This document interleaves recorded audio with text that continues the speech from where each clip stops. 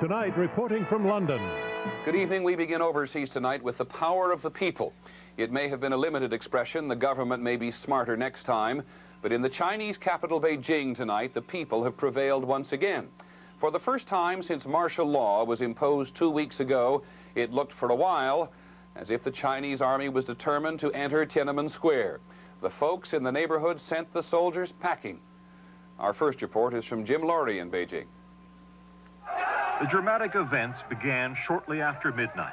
The confrontation between troops and students first occurred in the west of the city, some 3 miles from Tiananmen Square. What appeared to be a military police jeep struck a number of bicyclists. Students said 4 were killed. The driver fled the scene. When an ABC News crew got there, they found the ground splattered with blood. Several mangled bicycles lay on the ground. An angry crowd occupied the area, chanting.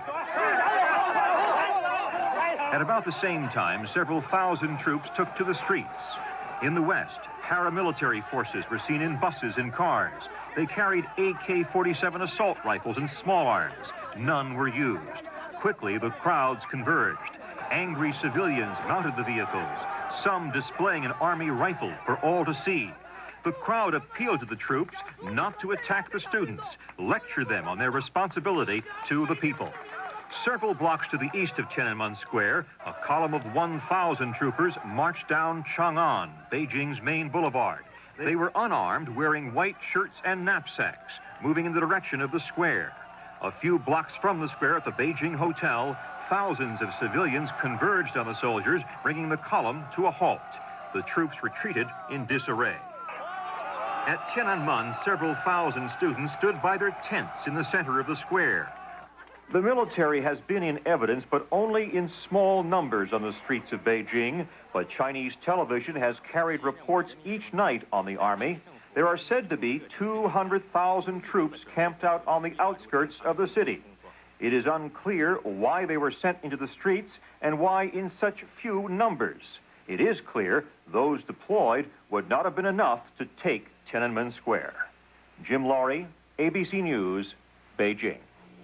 Well, as you can tell from Tim Laurie's report, the Chinese government still refuses to allow us to televise or transmit television pictures. ABC's Jackie Judd is in a hotel overlooking Tiananmen Square. She was there when much of this went on. She is on the telephone now. It is early morning. Jackie, what's cooking?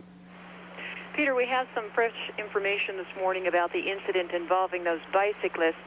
Beijing TV now confirms that there was, in fact, an incident last night, local time. It says that a military jeep struck 4 bicyclists. 2 people were killed, a man and a woman. 2 are said to be in critical condition. The report did not indicate whether these people were protesters and whether the incident was accidental or deliberate, but I should add that it's very unusual for Beijing TV to report on a traffic accident. So, Jackie, as you look down on Tiananmen Square at this time of the day, what does it look like? Well, it looks sort of like a street carnival. The excitement of the overnight events faded somewhat as dawn approached, as did the crowds. Right now, there are clusters of people milling about. In a fresh show of solidarity, bus drivers have returned. They've parked their buses across major intersections, so only bicycle traffic is getting through. Some protesters are now standing atop the buses and with their megaphones in hands are trying to rally the crowds. Just down the street from my balcony, I can see that Statue of Liberty that the students erected in Tiananmen Square. It's surrounded this morning by about 5,000 demonstrators. And no sign, in a word, of the army at the moment? Absolutely none from here. Okay, Jackie Judd in Beijing and Jim Laurie as well. Thank you both very much. There are many ways to describe the current struggle in China, but in the final analysis, it is a struggle for power. And in China, power has always been divided along generational lines. ABC's Todd Carroll is in Beijing. There is a popular saying here in China that political leaders in their 80s call for meetings of those in their 70s to discuss the retirement of those in their 60s. At the age of 84, Deng Xiaoping is slowing down, but not stepping down.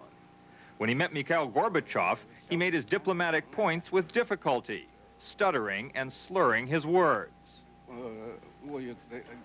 But he still remains China's single most powerful leader. Deng brought China free market economic policies, but he will tolerate no political reform. The weeks of democracy demonstrations and furious complaints against him It's time for he to retire. And the attacks against his party